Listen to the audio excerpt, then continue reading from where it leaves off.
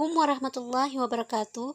Hai, apa kabar? Semoga kita selalu dalam lindungan Allah Subhanahu wa Ta'ala. Video kali ini membahas tentang bab 3 budidaya ikan konsumsi, prakarya SMP kelas 9 semester 1. Materi ini berdasarkan buku siswa prakarya kelas 9 terbitan Kemdikbud edisi revisi 2018. Pokok bahasan budidaya ikan konsumsi itu kita bagi menjadi 2 video, di mana pada video pertama ini akan membahas tentang komoditas ikan.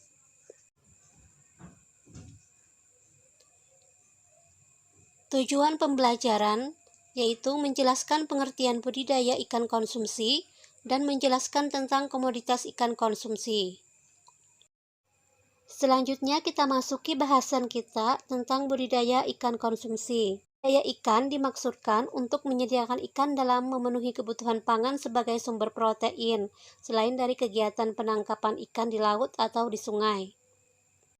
Kebutuhan pangan sumber protein yang berasal dari ikan itu terus meningkat, sehingga menjadi peluang dalam pengembangan budidaya ikan. Konsumsi sendiri adalah ikan yang dibudidayakan untuk tujuan konsumsi atau sumber pangan. Contohnya antara lain lele, gurami, bawal, nila, belut, kerapu, dan bandeng, dan masih banyak lagi ikan lainnya. Nah, untuk budidaya ikan konsumsi, budidaya ikan disesuaikan dengan geografis wilayah setempat. Dibedakan menjadi daerah dataran tinggi dan rendah, maka yang dibudidayakan adalah ikan air tawar. Untuk daerah pantai, muara sungai atau rawa payau, maka dibudidayakan ikan air payau. Yang ketiga, untuk daerah laut yang terlindungi ombak dan gelombang seperti teluk, selat, dan perairan dangkal, maka dibudidayakan ikan laut.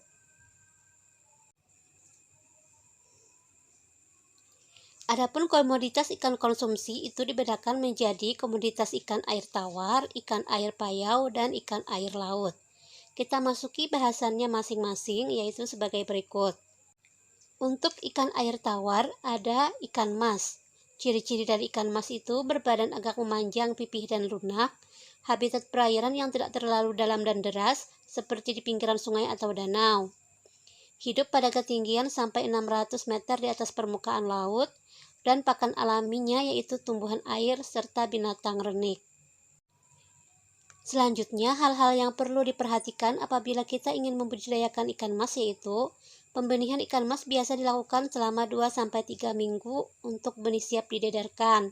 Pembesaran ikan mas dilakukan saat benih sudah berukuran 5-8 cm yang berasal dari hasil pendedaran tadi. Pemberian pakan dilakukan pagi, siang, dan sore, sedikit demi sedikit, agar pakan tidak tenggelam ke dasar perairan. Ikan air tawar selanjutnya yaitu ikan nila. Ikan nila ini memiliki ciri-ciri badan pipih ke samping, warna tubuh umumnya putih, kehitaman, dan merah. Habitat di dataran rendah sampai pada ketinggian 1000 meter di atas permukaan laut. Pakan alaminya itu tumbuh-tumbuhan lunak seperti hidrilla dan ganggang. Hal yang perlu diperhatikan untuk budidaya ikan nila yaitu untuk pembesaran dilakukan selama 4 bulan sampai 5 bulan. Ukurannya bisa 8-12 cm. Selanjutnya, padat penebaran benih di kolam terpal antara 15-20 ekor per meter perseginya dengan kedalaman air 80-100 cm. Nila diberi pelet sebanyak 2-4% dari bobot biomasa ikan dan diberikan 3-5 kali per hari. Ikan air tawar selanjutnya yaitu ikan lele. Ciri-cirinya bentuk tubuh memanjang, berkulit licin, kepala pipih, mulutnya berada di ujung dengan 4 sungut, sirip ekor dan perut membundar. Memiliki senjata yang sangat ampuh dan berbisa, berupa sepasang patil di sebelah depan sisi sirip dada.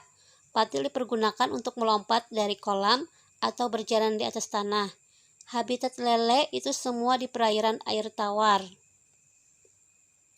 Memiliki labirin untuk mengambil oksigen langsung dari udara. Hal-hal yang perlu diperhatikan untuk budidaya lele yaitu pertumbuhan lele ini agak lambat apabila di suhu habitat yang terlalu dingin. Lele dipanen pada umur 3-4 bulan dengan berat rata-rata 200 gram per ekor. Selanjutnya, ikan patin. Ciri-ciri ikan patin, warna punggung keabu-abuan atau kebiru-biruan dan bagian perut putih keperak-perakan. Ukuran kepala relatif kecil dengan mulut terletak di ujung agak ke bawah. Memiliki dua pasang sungut pendek yang berfungsi sebagai peraba. Pada sirip punggung terdapat satu jari-jari keras yang berubah menjadi patil. Pada sirip dada juga terdapat satu jari-jari keras yang juga berubah menjadi patil. Ikan air tawar selanjutnya adalah gurame. Ciri-ciri dari gurame yaitu daging ikannya renyah dan sedikit duri, menyukai perairan yang jernih, tenang, dan tidak banyak mengandung lumpur. Tumbuhan yang biasa dimakan ada azolla, kangkung, dan daun talas dengan pakan buatan tambahan juga. Hal yang perlu diperhatikan untuk budidaya yaitu lokasi yang cocok mulai dari 0 sampai 800 di atas permukaan laut, suhu 24 sampai 28 derajat Celcius, perairan yang jernih, tenang, dan tidak banyak mengandung lumpur. Gurami memijah pada umur 2 sampai 3 tahun. Produktivitas telur meningkat di musim kemarau dan tidak produktif dibudidayakan di daerah suhu rendah. Pembesaran ikan gurame menggunakan benih dengan berat minimal 100 gram per ekor. Untuk mencapai 500 gram per ekor perlu 6 bulan, sedangkan untuk 1 kg per ekor membutuhkan waktu 9 bulan. Selanjutnya kita bahas ikan air payau. Pertama ada ikan bandeng. Ciri-cirinya yaitu daging putih, seratnya halus dan rasanya gurih. Badan memanjang seperti torpedo dengan sirip ekor bercabang dan termasuk ikan yang berenang sangat cepat. Kepala tidak bersisik, mulut kecil terletak di ujung, rahang tanpa gigi, dan lubang hidung terletak di depan mata. Mata diliputi oleh selaput bening. Warna bandeng putih keperak-perakan dengan punggung biru kehitaman. Hal-hal yang perlu diperhatikan untuk budidaya.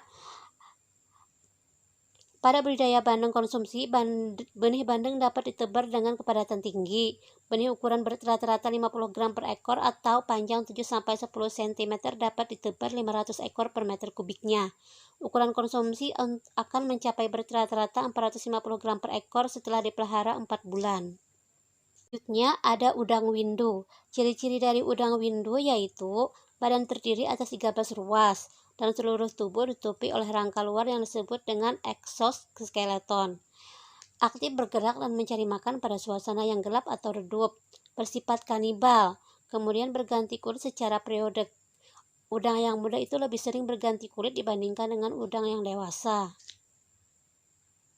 Hal-hal yang perlu diperhatikan untuk budidaya, pakan buatan sangat penting diberikan, namun harus dipilih pelet yang tidak mudah hancur dalam waktu 24 jam, karena cara makan udang yang tergolong lambat. Selanjutnya kita bahas komoditas ikan air laut. Yang pertama ada kakap putih. Memiliki ciri merupakan ikan Catadromos, yaitu dibesarkan di air payau dan kawin di air laut. Bentuk tubuh memanjang, gepeng, batang sirip ekor lebar, mata berwarna merah cemerlang, mulut lebar sedikit serong dengan gerigi halus.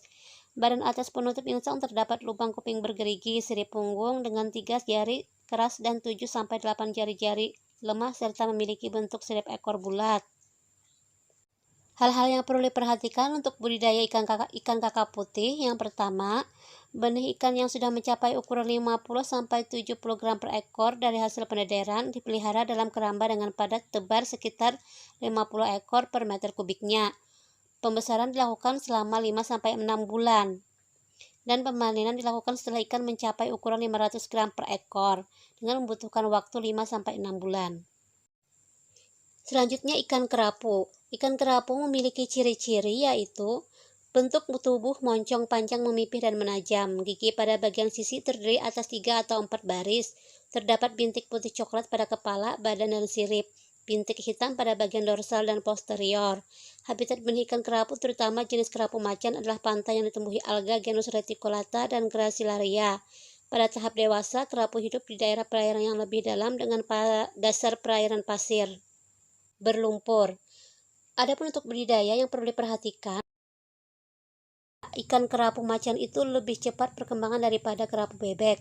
Kerapu bebek yang dipelihara dengan berat awal 1,3 dengan panjang total 4 cm akan berat 400-500 gram selama 12-14 bulan. Sedangkan kerapu macan dapat dipanen pada bulan ke-7 dengan berat kurang lebih 500 gram. Demikian video pembelajaran kali ini dan sampai jumpa pada pembahasan selanjutnya. Wassalamualaikum warahmatullahi wabarakatuh.